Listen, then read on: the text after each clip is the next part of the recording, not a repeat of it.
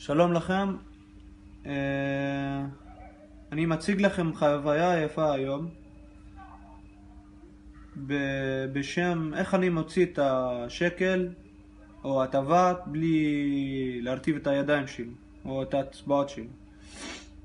טוב, מתחילים. יש לי פה כוס שבתוכו מיץ ענבים. אני שמתי ענבים כי חייבים לראות ולהיות בולט. ויש לי פה כוס ריק, פקק של יין, אני חתכתי אותו ושמתי 3 גפרורים. יש לי טבעת של שקל וקופסת גפרורים והצלחת שם. טוב, מתחילים. אני שמתי את השקל פה ושופך מיץ לתוך הצלחת ככה. אתם רואים את הצבע? שם את הפקק פה ככה,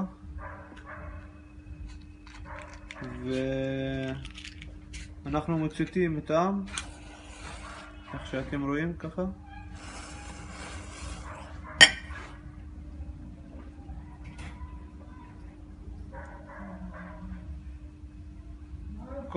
כל המיץ נכנס לתוך הכוס איך שאתם רואים.